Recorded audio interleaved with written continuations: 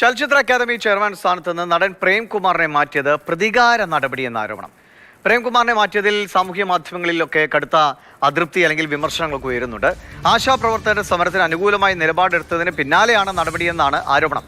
Chairperson സ്ഥാനത്ത് നിന്ന് മാറ്റിയ വിവരം പ്രേംകുമാർ അറിഞ്ഞത് മാധ്യമങ്ങളിലൂടെയാണ് എന്നതുകൂടി വളരെ പ്രത്യേകം ശ്രദ്ധിക്കേണ്ട കാര്യമാണ്. രാഹുൽ ജി നാഥ് വിവരങ്ങളുമായിട്ടുണ്ട്. രാഹുൽ, പ്രേംകുമാർ ആ സ്ഥലത്തേക്ക് അല്ലെങ്കിൽ ആ സ്ഥാനത്തേക്ക് വന്നതിന് ശേഷം ഇപ്പോൾ ഫിലിം ഫെസ്റ്റിവൽ അടക്കമുള്ള കാര്യങ്ങളൊക്കെ വളരെ ഭംഗിയായി തന്നെ നടന്നതാണ്. മറ്റ് വിവാദങ്ങളോ പ്രശ്നങ്ങളോ ഒന്നുമില്ലാതെ അദ്ദേഹം ആ ചുമതല നല്ല നിലയിൽ നിർവഹിച്ചിട്ടുണ്ട് എന്ന് തന്നെയാണ് പൊതുവെ മനസ്സിലാകുന്നത്. അപ്പോൾ എന്തുകൊണ്ടായിരുന്നു പെട്ടെന്ന് ഇങ്ങനെ ഒരു മാറ്റം എന്നതിനുള്ള ഒരു ഉത്തരമാണ് ആശാസമരത്തിനൊക്കെ അനുകൂലമായ നിലപാടെടുത്തതുകൊണ്ടാണ് എന്ന ഒരു ആരോപണം.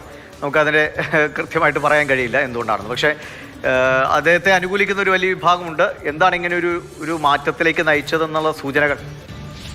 ദിവിഷ്, എന്തായാലും ഇതുമായി ബന്ധപ്പെട്ട് ഏറ്റവും പ്രധാനപ്പെട്ട മാസങ്ങളിലേക്കാണ് ചലച്ചിത്ര അക്കാദമി കടക്കുന്നത്. ഫെസ്റ്റിവൽ വരികയാണ്. കഴിഞ്ഞ വർഷത്തെ എന്തായാലും തുലനം ചെയ്യുമ്പോൾ തൊട്ട് മുമ്പത്തെ, അത് 29ാമത്തെ അന്താരാഷ്ട്ര ചലച്ചിത്രോത്സവമാകും നമ്മൾ ഈ താരതമ്യപ്പെടുത്തുമ്പോൾ ഏറ്റവും പ്രധാനമായി എടുക്കുക. ആ ചലച്ചിത്രോത്സവം എത്ര മികച്ച സംഘാടന മികവോടുകൂടിയാണ് ആ കമ്മിറ്റി, പ്രത്യേകിച്ച് പ്രേംകുമാർ അധികാരത്തിലേക്ക് വരുന്ന ഘട്ടം നമുക്കറിയാം. ഹേമ കമ്മിറ്റി റിപ്പോർട്ടുമായി ബന്ധപ്പെട്ട് വലിയ വിവാദങ്ങൾ വരുന്നു. അതിൻ്റെ പുറത്ത് സംവിധായകൻ രഞ്ജിത്തിന് സ്ഥാനം രാജിവെക്കേണ്ടി വരുന്നു. അങ്ങനെ വിവാദങ്ങളിൽ ഉലഞ്ഞു പോകുമോ ചലച്ചിത്ര അക്കാദമി അല്ലെങ്കിൽ ഫെസ്റ്റിവൽ അല്ലെങ്കിൽ ഈ ചലച്ചിത്ര അക്കാദമിയുടെ പരിപാടികൾ എന്ന് തോന്നിയ ഘട്ടത്തിലാണ് ഒരു ഫെസ്റ്റിവൽ വരുന്നത്. ആ ഫെസ്റ്റിവൽ വന്നു. അതിനുശേഷം അത് വളരെ മികച്ച സംഘാടനം നടത്തുന്നു. മന്ത്രി ഉൾപ്പെടെ അത് തന്നെയാണ് പറഞ്ഞത്. ഏതാണ്ട് 1.5 വർഷക്കാലത്തോളം പ്രേംകുമാർ ഈ താൽക്കാലിക ചുമതലയാണ് വഹിച്ചിരുന്നത്. ആ ഘട്ടത്തിലൊക്കെ നമ്മൾ ഒരു ചെയർമാൻ പ്രേംകുമാറിനെ സ്ഥിരം ചെയർമാൻ ആക്കുമോ അല്ലെങ്കിൽ സ്ഥിരം ചെയർമാൻ വരുമോ എന്ന് ചോദിക്കുമ്പോൾ ഇപ്പോഴത്തെ താൽക്കാലിക ചെയർമാൻ വളരെ ഭംഗിയായല്ലേ കാര്യങ്ങൾ ചെയ്യുന്നതെന്ന് മന്ത്രി സജി ചെറിയാൻ പല ആവർത്തി പറഞ്ഞതാണ്. അപ്പോഴാണ് ഈ ഫെസ്റ്റിവലിന് 1 മാസം പോലും തികച്ചില്ലാത്തൊരു സമയത്ത് ഇത്തരത്തിലൊരു മാറ്റം വരുന്നത്. ആ മാറ്റം ഉണ്ടാകുന്നത് തീർച്ചയായും ആളുകളെ ഈ സിനിമയുമായി ബന്ധപ്പെട്ട് ഇതുമായി ബന്ധപ്പെട്ട് കാര്യങ്ങൾ നിരീക്ഷിക്കുന്നവരെ അത്ഭുതപ്പെടുത്തിയിട്ടുണ്ട്. കാരണം ഇത്തരം മാറ്റം അത് ഏതിൻ്റെ അടിസ്ഥാനത്തിൽ വന്നു എന്നുള്ളതാണ്. അപ്പോൾ ഈ പ്രവർത്തനത്തിൻ്റെ കാര്യം പറഞ്ഞ് മാറ്റാൻ കഴിയില്ല. കാരണം നിരവധി ഉദാഹരണങ്ങൾ ചലച്ചിത്ര അക്കാദമിയെ ബന്ധപ്പെട്ട് സാംസ്കാരിക വകുപ്പിന് ഉയർത്തിക്കാട്ടുന്നുണ്ട്. അത് ഫെസ്റ്റിവൽ ഉൾപ്പെടെയുള്ള കാര്യങ്ങളാണ്. അപ്പോഴാണ് ഈ രാഷ്ട്രീയമായ ആരോപണങ്ങൾ വരുന്നത്. അതിൽ ഏറ്റവും പ്രധാനം ആശാസമരം അവസാനിപ്പിക്കണം എന്ന് തന്നെയാണ് പ്രേംകുമാർ ആവശ്യപ്പെട്ടത്. അതായത് പാർട്ടി സെക്രട്ടറി പങ്കെടുത്ത ചടങ്ങിൽ അത്തരമൊരു ആവശ്യം ഉന്നയിക്കുന്നു എന്നാണ് നമ്മൾ മനസ്സിലാക്കുന്നത്. അതായത് ഈ സമരം അവസാനിപ്പിക്കണം, അത് അവസാനിപ്പിക്കേണ്ടത് അനിവാര്യമാണ് എന്നൊരു അഭിപ്രായം പറയുന്നു. ഒപ്പം മനസ്സിലാക്കുന്ന നിലമ്പൂർ ഈ ഉപതെരഞ്ഞെടുപ്പിൽ ഈ ക്യാമ്പ് ചെയ്ത് സ്ഥലത്ത് നിലമ്പൂരിൽ ക്യാമ്പ് ചെയ്ത് സാംസ്കാരിക പ്രവർത്തകർ ക്യാമ്പ് ചെയ്യണമെന്ന് പറയുമ്പോൾ അതുമായി ബന്ധപ്പെട്ട് സഹകരിക്കാൻ കഴിയാത്തതും ഒരു കാരണമായി ചൂണ്ടിക്കാട്ടപ്പെടുന്നുണ്ട്.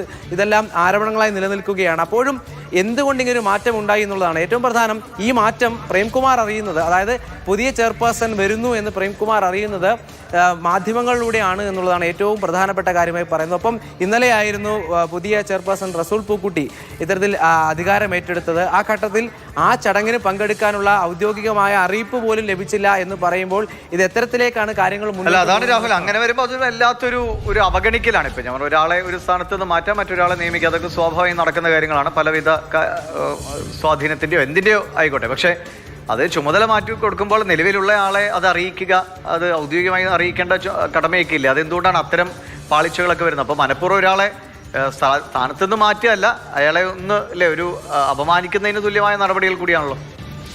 തീർച്ചയായും അങ്ങനെ തന്നെയാണ് മനസ്സിലാക്കുന്നത്. കാരണം ഈ പറഞ്ഞതുപോലെ വിഷയങ്ങളിൽ നിലപാടറിയിക്കുകയും ഒപ്പം ഈ സംഘാടനവുമായി ബന്ധപ്പെട്ട് വലിയ പ്രശംസ മന്ത്രി ഉൾപ്പെടെ നൽകിയ ആൾ പെട്ടെന്ന് തന്നെ അനഭിമതനാകുന്നു.